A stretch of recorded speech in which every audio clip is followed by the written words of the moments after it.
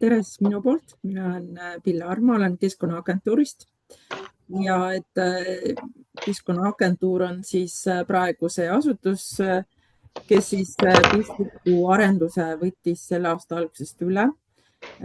Ministeerium vedas seda muidu ja miks siis agentuur selle üle võttis, et Keskkonnaagentuurist saab siis selle jäätmeinfosüsteemi siis teenuse omanik ja, ja meie siis oleme ka edaspidi infosüsteemi peakasutajad ja aitame siis inimesi selle uue süsteemiga kohanemisel ja vastame küsimustele ja teeme siis ka edasisi arendusi. Ja ennem kui ma lähen võib-olla veel teema juurde, et meil oli siin üle-eelmine nädal oli ka Ermeli inimestega kohtumine, et pakkusime välja, et kõik Ermeli liikmed siis, kes soovisid või said osaleda või saavad ka siis salvestust vaadata, et nendele toimus selline tutvustav üritus juba üle-eelmine nädal, nagu mainisin, kus siis meil Ingrid Uibukant, kes on siis ettevõtte kaasamise peale meile töögruppi juurde võetud, tegi väga põhjaliku ettekande, rääkis kõik selle pistriku saamisloo ära. Nii et täna ma ei hakka teie aega selle peale raiskama, et teen sellise lühikese ülevaate sissejuhatuse ja et siis annan edasi sõna Körelile, kes siis räägib eelnõude teemal edasi. Sest ilmselt täna seal kohalviibijatel ja veebis olevatele inimeste jaoks ei ole Pistrik enam mingi uus asi, et kõik on kuulnud seda nime ja ka sellest kavatsusest, et järgmise aasta 1. jaanuarist tuleb siis kõik jäätmeveo saatekirjad esitada siis uude jäätmeinfosüsteemi ja ka siis jäätmekäitlustoimingud, millest siis kokku tekib jäätmearuanne tulevikus. Et saatekirjad saavad olema siis põhimõtteliselt reaalajas ja käitlustoimingud siis tuleks sisestada vähemalt kord kvartalis. Ja et kui seni olid siis saatekirjad ainult ohtlikele jäätmetele, et siis need protsessid ja andmereeglid, need kõik ühtlustavad, et nüüd on kõigile jäätmetele siis ühesugused andmeesituspõhimõtted. Ja kuidas me oleme seda arenduse protsessi praegu teinud, on see, et oleme jaganud põhimõtteliselt sihtgruppideks, et meiega sedasi, lähengi võib-olla järgmise slaidi peale korraks,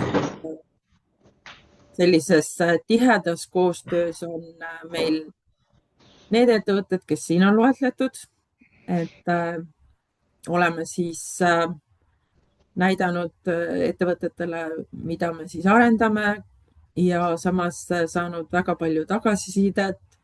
Need on need ettevõtted, kes on ise aktiivselt oma süsteemide arenduses tegelevad ja tegelikult siia vahele väga suured tänusõnad neile, et koostöös ongi meil see Pistrik nii kaugele jõudnud ja väga hea on nagu tõdeda seda, et mõeldakse kaasa, tehakse ettepanekuid, küsitakse küsimusi, kui on mingid arusaamatused.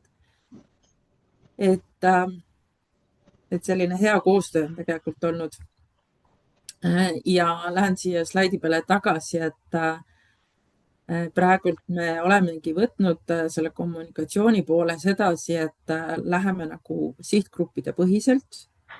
Et siin põlevkivitööstusega on meil eraldi kohtumised, sest lihtsalt vahemärkusena, et iga sihtgrupiga on väga sellised mingid nüansid, et see tuleb ka meil määrusesse, et see Pistrik annaks meile seda soovitud tulemust, et siis tuleb nagu eraldi vaadata neid asju.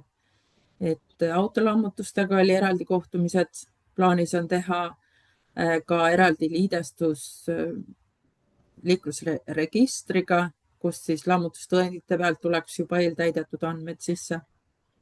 Eile oli veeettevõtetega kohtumine. Jällegi eraldi omaette nüansid on seal reovaseta käitlusel ja edasi siis veel on kohtumata, aga teeme siis eraldi arutelud vedajatega, põllumajanduse inimestega ja ehitiste lammutajatega, kellele on ka siis Bistrik eraldi funktsioone pakub siis. Nii, ja väike selline ajaraam, et kuidas on planeeritud. Ülemine pool on siis riigi ajaplaan, kus on näha siis arendused, testimised, rakendusaktide koostamine, et siis jõuda sihtpunkti 1. jaanuariks ja alumine pool on siis ettevõtted, eelkõige siis need, kes on meil siin praegult alguses olnud väga tihedalt kaasatud, et tegeletakse testimisega, nii nagu meil ajaplaan on siin ette näinud ja võingi vahepeale jälle öelda, et maikuus tehti peaaegu 230 000 päringut API-liidestuse kaudu ja juunis on juba siin, mis Andres ütles, 26 000 rida. Et Ragn-Sells on meil väga tubli praegult liidestuja olnud API kaudu, et tõsist suurt tööd tehakse, aga on ka siin teised arendajad, kes aktiivselt tegelevad ja et see on nagu väga positiivne meile, et tõesti töö käib ja ettevõtted tegelevad oma süsteemide arendamisega. Lihtsalt selline ülevaatlik, et on jah 3 võimalust, et Bistriku kasutamiseks siis tulevikus, et kas siis iseteeninduskeskkonnas, ettevõtte enda infosüsteemi kaudu otse edastada info või siis kasutada platvormiteenuse võimalust. Et seda platvormiteenust arendab praegu välja kaks ettevõtet, aga huvi on tulnud ka teised. Ja Bistrik omakorda on siis ühenduses Kotkega, kus siis tulevad andmed lubade pealt ja riikidevahelise veo andmed siis anneksite pealt hakkavad sealt tulema.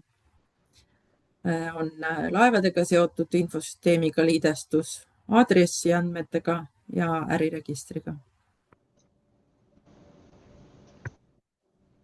Ja jah, et nüüd nendest 3 asjast kokku tuleb siis lõpuks kvartali aruanne, mis on siis sissetuleku väljamineku saatekirjad, impordi-ekspordi andmed, käitlustoimingud ja kõike on siis võimalik erinevatel viisidel edastada.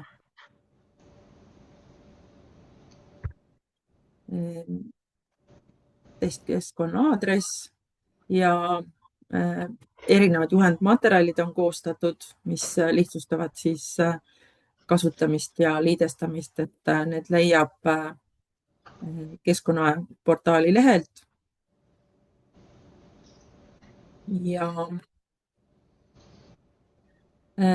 et teen sellise hästi kiire ülevaate ka, et milliseid uusi arendusi on siis maikuus tehtud, kes on meil siin tihedalt ühenduses olnud, et nemad muidugi teavad, aga et väga oodatud oli siis käitlustoimingute andmete importimise võimalus Excelis. See on nüüd valmis, saab testida. Jäätmejaamade sissetuleku jaoks tehti eraldi võimalus, et saab jäätmearuande bilansist koostada siis kohe ka sissetuleku info väljamineku aruande pealt, et kes on jäätmejaamad, et saavad seda sealt proovida. Nii, siis on nüüd võimalik andmeid saatekirjadelt ja arvundusest eksportida, saab andmeid detailselt filtreerida, korrastati inspektori rollide ligipääsuõigusi, sest see on ka küsimus olnud, et millised õigused saavad olema inspektoritel. Siis kaaluraporti andmete lukustamine eraldi parameetriga, aadressi täpsustamist võimaldavad andmeväljad, see oli see küsimus, et kui on sadama kai eraldi numbrid või on haiglate eraldi korpused, et siis on võimalik ka seda infot seal eristada. Ja lammutamisel siis andmete esitamine objektide kaupa on siis ühe võimalusena välja töötatud. Ja siin augustist, hetkel on meil võib-olla lihtsalt selgituseks, et meil on tööd kuidagi jaotatud sedasi kvartaalselt ära, et nüüd juulis saab jälle järgmine töötükk valmis ja augustis siis lähme järgmiste teemadega edasi, mida tellime arenduselt. Ja kindlasti üks oluline asi, mis siis võimalikult kiiresti töösse võetakse, on siis riikidevaheliste jäätmeveoandmete liikmine KOTKAS-est Pistrikusse. Et miks see ka viibinud on seetõttu, et siin Euroopa Liidu poolt muutusid reeglid, siis on uus Euroopa Liidu infosüsteem DIVAS, mis tuleb KOTKASega ühendada, et seal on nagu muid nüansse, miks selle teemaga ei ole saanud veel nii või seda ei ole siis saanud ära arendada veel, et muud põhjused on olnud. Siis tuleb võimalused, kuidas edasi müüdud jäätmeid siis näidata Pistrikus.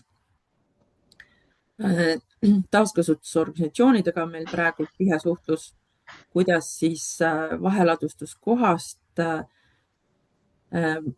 või vaheladustuskoha kohta saada infot, kui palju on siis sinna jäätmeid toodud, pakendijäätmed siis korraldatud olmejäätmeveo raames ja kuidas siis neid jäätmeid jagada siis organisatsioonide vahel, et kogu selline aruandluse teema tuleb Pistrikus veel arendada ja sellega tegeleme aktiivselt. Ja sügisel tuleb siis põldude haldamiseks PRIA-ga liidestus. Teeme siis klienditeeninduse jaoks eraldi funktsionaalsused, et oleks lihtsam Pistrikut kasutada. Tulevad teavitused, töölauad, avaandmed ja siin on eraldi ettevõtetel ka soov olnud, et saaks laivkeskkonda kasutada juba 4. kvartalis, et ei oleks 1. jaanuarist sellist suurt pauguefekti, vaid saaks juba varasemalt hakata vaikselt seda süsteemi päriselt kasutama, mis on väga positiivne. Ja siis on sellised tehnilised tööd veel, et turbetestimine, koormustestimine, ohtlike jäätmete saatekirjade ülekandmine, et tööd jagub. Et see on minu poolt kõik.